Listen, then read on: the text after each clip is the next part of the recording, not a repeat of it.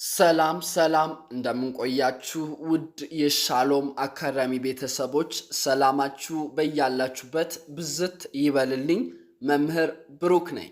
እንኳን ወደ ሻሎም አካዳሚ ዩቲዩብ ቻናል በሰላም መጣችሁ።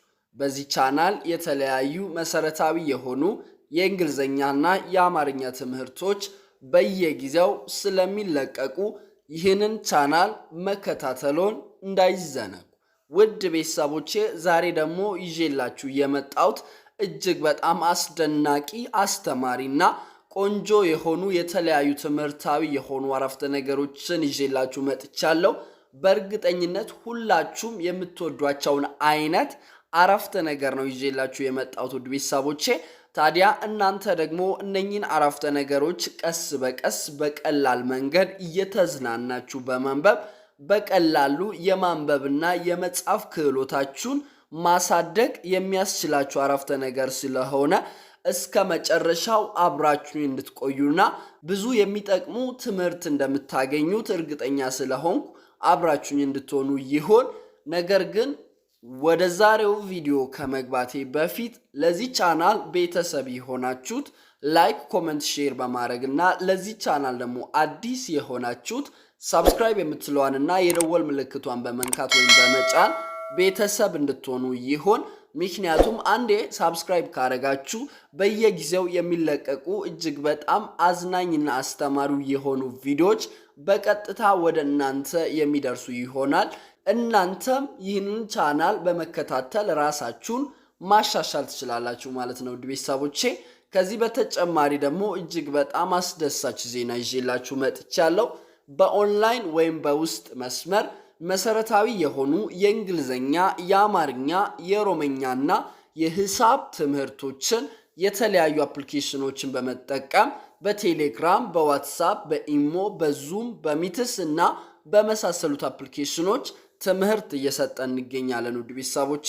ታዲያ እናንተ ደግሞ በተለያየ አጋጣሚና በተለያየ ምክንያት ትምህርታችሁን በአግባቡ መከታተል ያልቻላችሁት በሙሉ ይህ ለእናንተ የተዘጋጀ እጅግ በጣም አስደናቂ እድል ስለሆነ እየመጣችሁ እየተመዘገባችሁ ክላሳችሁን መጀመር የምትችሉ መሆኑንና ከኛ ጋር ካሉት ተማሪዎች ጋር ስትፈልጉ በጋራ ካልሆነ ደግሞ ለብቻችሁ በግል መማር የምትችሉ መሆኑን ላሳውቃችሁ ፈልጋለሁኝ ውድ ቤተሰቦቼ።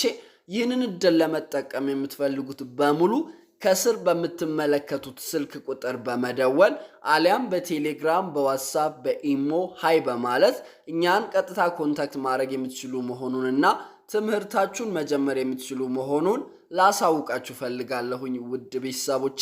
እኛን ደግሞ ለየት የሚያደርገን እጅግ በጣም በአጭር ጊዜ ውስጥ አቀላጥፋችሁ እንድታነቡ፣ እንድትጽፉ እንዲሁም ካለማንበብ ወደ ማንበብ፣ ካለማወቅ ወደ ማወቅ፣ ካለመጻፍ ወደ መጻፍ የምናመጣችሁ ይሆናል ማለት ነው ውድ ቤተሰቦቼ።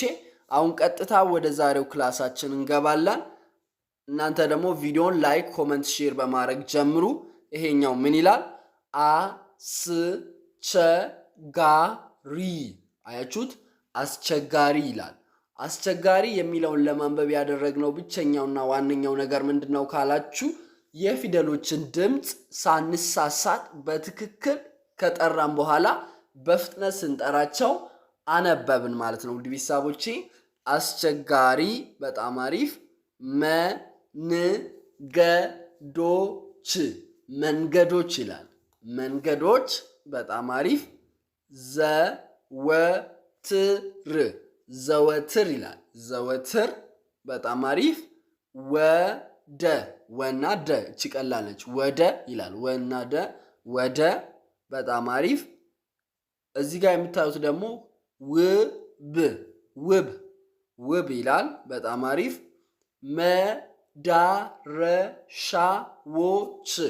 መዳረሻዎች ይላል። መዳረሻዎች ይላል። መዳረሻዎች ያመራሉ ይላል። እስኪ አንድ ላይ አብረን እናንብብ። በጣም በቀላሉ ማንበብ እንችላለን።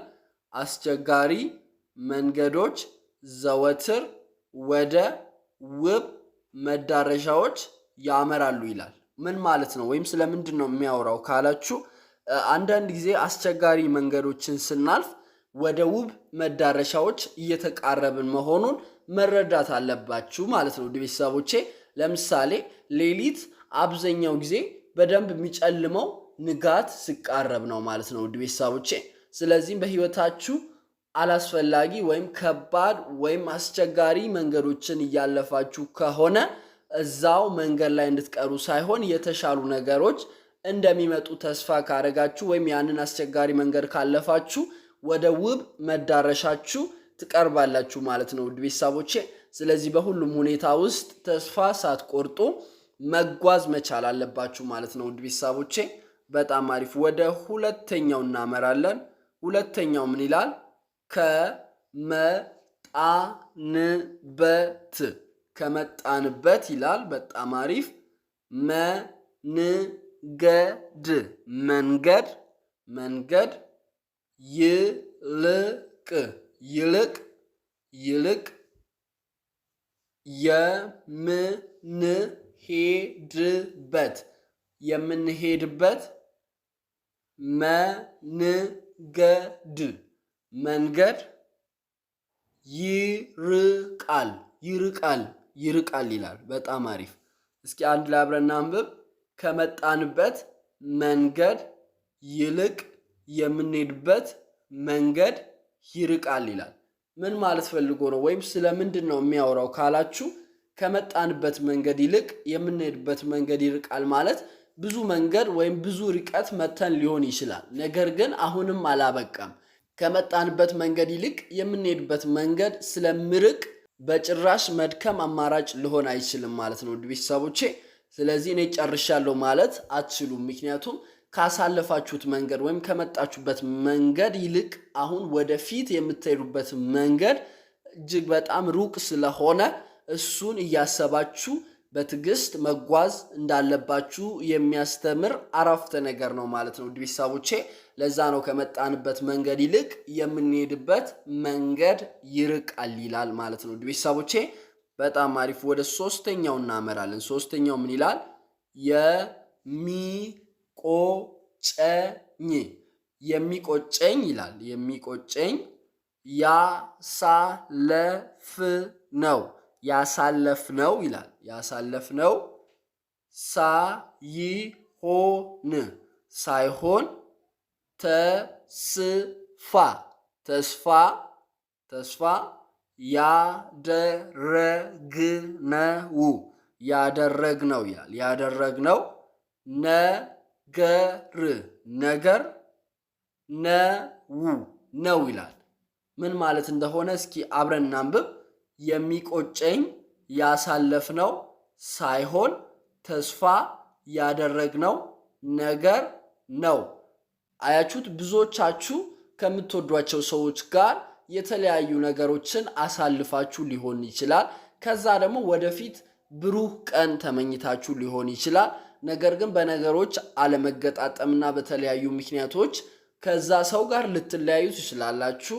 ነገር ግን በዛን ጊዜ የሚቆጫችሁ ያሳለፋችሁ መልካም ነገር ሳይሆን ተስፋ ያደረጋችሁት ነገር ሳይፈጸም ሲቀር ነውና ለዛ ነው የሚቆጨኝ ያሳለፍነው ሳይሆን ተስፋ ያደረግነው ነገር ነው ብላችሁ በዛ ሰዓት እንደዚህ አይነት አረፍተ ነገሮችን መጠቀም ትችላላችሁ ማለት ነው ውድ ቤተሰቦቼ።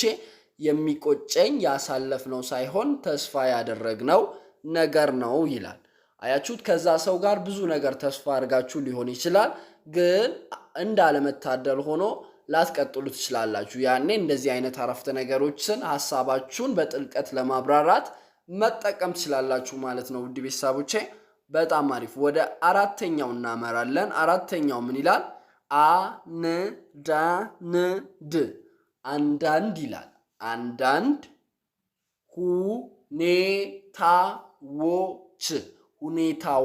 ሁኔታዎች አሉ። አና ሉ ሁለት ፊደል ነው። አሉ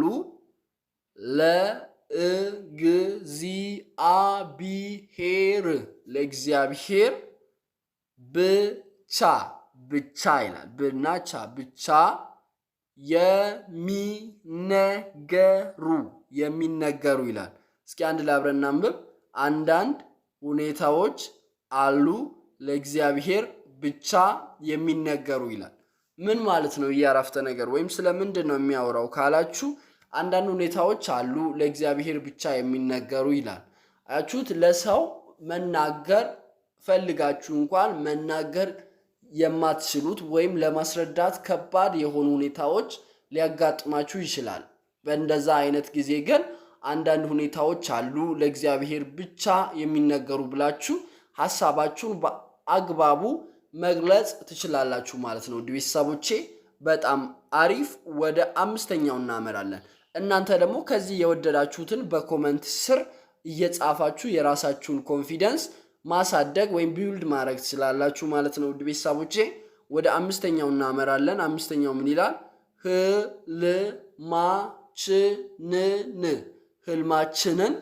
ህልማችንን ይላል። በጣም አሪፍ። ለማሳካት ይላል። ለማሳካት ጽናት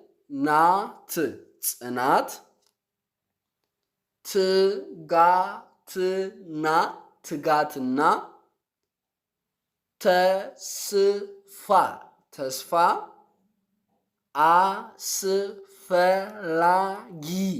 አስፈላጊ ናቸው ይላል። እስኪ አንድ ላይ ሰብሰብ አድርገን እናንብብ። ህልማችንን ለማሳካት ጽናት፣ ትጋትና ተስፋ አስፈላጊ ናቸው ይላል። አያችሁት? ህልማችንን ለማሳካት ምንድን ነው የሚያስፈልገን ብላችሁ ልትጠይቁኝ ትችላላችሁ። እነኚህ ሶስቱ ቅመሞች ናቸው ማለት ነው። ህልማችሁን ለማሳካት እጅግ በጣም አስፈላጊ የሆኑ ቅመሞች ናቸው። አንደኛ ጽናት ማለት ትዕግስት ማለት ነው። መታገስ አለባችሁ ማለት ነው። ሁለተኛ ትጋት ማለት ጠንክራችሁ መስራት አለባችሁ ማለት ነው። ከዛ ተስፋ፣ አያችሁት? ሰው ተስፋ ከሌለ መትጋት አይችልም። ተስፋ ከሌለው ምንም መስራት አይችልም፣ ወደፊት ማየት ስለማይችል ማለት ነው። ተስፋ ሁሌም የሆነ ነገር ተስፋ ካደረጋችሁ ወይም የሆነ የምታዩት ነገር ካለ ያንን ነገር ለማሳካት የራሳችሁን ድሪም የሆነ ፒክቸር አለ ወይም ድሪም የሆነ መድረስ የምትፈልጉበት ቦታ አላችሁ።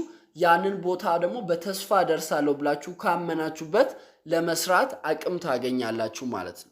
ስለዚህ ህልማችሁን ለማሳካት እነኚህን ሶስት ወሳኝ ነገሮችን እነኚህን ሶስት ቅመሞችን መጠቀም አለባችሁ ማለት ነው። ወይም ተግባራዊ ማድረግ አለባችሁ ማለት ነው። ውድ ቤተሰቦቼ ወደ ስድስተኛው እናመራለን። ስድስተኛው ምን ይላል? ብቸኝነት ይላል። ብቸኝነት ማለት ይላል። ማለት የሚሰማህን በማይረዱ ሰዎች፣ አያችሁት? ሶስት ፊደል ነው። ሰዎች ይላል። ጋር ይላል። መሆን ይላል። አያችሁት? እስኪ አንድ ላይ ሰብሰብ አድርገን እናንብብ። ብቸኝነት ማለት የሚሰማህን በማይረዱህ ሰዎች መካከል መኖር ማለት ነው ይላል። አያችሁት? ውድ ቤተሰቦች ብቸኝነት ማለት ሰው ማጣት ሳይሆን በዙሪያችን እኮ የተለያዩ ሰዎች ሊኖሩ ይችላሉ። ነገር ግን ብቸኝነት ማለት ደግሞ እነዛ ሰዎች እናንተን መረዳት ካልቻሉ ወይም የሚሰማችሁን ነገር ለሰዎች ማስረዳት ካልቻላችሁ ወይም የሚረዳችሁ ሰው ሲጠፋ ነው እንጂ የሰው እጥረት ማለት አይደለም ማለት ነው ውድ ቤተሰቦቼ። ስለዚህ ብቸኝነት ማለት የሚሰማህን በማይረዱ ሰዎች ጋር መሆን ወይም በማይረዱ ሰዎች መካከል መኖር ማለት ነው ውድ ቤተሰቦቼ። በአጭሩ ትክክለኛው የብቸኝነት ትርጓሜው ማለት ነው ውድ ቤተሰቦቼ። በጣም አሪፍ። ወደ ሰባተኛው እናመራለን። ሰባተኛው ምን ይላል? ማልቀስ ይላል።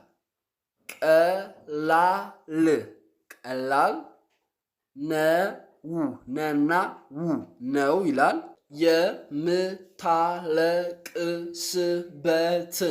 የምታለቅስበትን ይላል። አያችሁት? ትንሽ ረዘም ይላል። ነገር ግን የፊደሎችን ድምፅ በትክክል መጥራት ከቻላችሁ ታነቡታላችሁ ማለት ነው። ውድ ቤተሰቦቼ የምታለቅስበትን ይላል። የምታለቅስበትን በጣም አሪፍ ምክንያት ምክንያት ይላል። ምክንያት ማስረዳት ማስረዳት ግን ሁለት ፊደል ነው ግን ይላል። ከዛ ከምታስበው በላይ ከባድ ልሆን ይችላል ይላል። እስኪ አንድ ላይ አብረን እናንብብ። ማልቀስ ቀላል ነው። የምታለቅስበትን ምክንያት ማስረዳት ግን ከምታስበው በላይ ከባድ ሊሆን ይችላል ይላል። አያችሁት ውድ ቤተሰቦች፣ እንደዚህ አይነት አረፍተ ነገሮችን መቼ ነው የምንጠቀመው? ለምሳሌ አንዳንድ ጊዜ የውስጣችሁን ለመግለጽ ፈልጋችሁ ማልቀስ ፈልጋችሁ ራሱ ማልቀስ ቀላል ሆኖ ያውቃል። ነገር ግን የምታለቅሱበትን ሁኔታ ለሰዎች ማስረዳት ወይም ማብራራት ወይም መግለጽ እንደምታስቡት ቀላል ላይሆን ይችላል። ለዛ ነው ማልቀስ ቀላል ነው፣ የምታለቅስበትን ምክንያት ማስረዳት ግን ከምታስበው በላይ ከባድ ሊሆን ይችላል ይላል ውድ ቤተሰቦቼ። ስለዚህ በተለያዩ ምክንያቶች ልታለቅሱ ትችላላችሁ። ግን ያለቀሳችሁበትን ምክንያት አንዳንድ ጊዜ ለማስረዳት እጅግ በጣም ከባድ ይሆንላችኋል ማለት ነው ውድ ቤተሰቦቼ። በጣም አሪፍ። ወደ ስምንተኛውና ወደ መጨረሻው እናመራለን። ስምንተኛው ምን ይላል? አብረን እናንብብ። የተነገረልህን ይላል። ለጀማሪዎች ትንሽ ሊከብድ ይችላል። ነገር ግን የፊደሎችን ድምፅ በትክክል እኔ እንዳነበብኩ ካነበባችሁ በቀላሉ ትሞክራላችሁ ማለት ነው። የተነገረልህን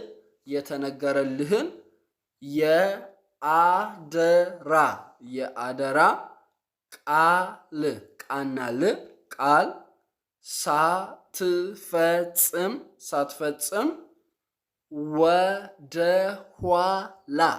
ወደ ኋላ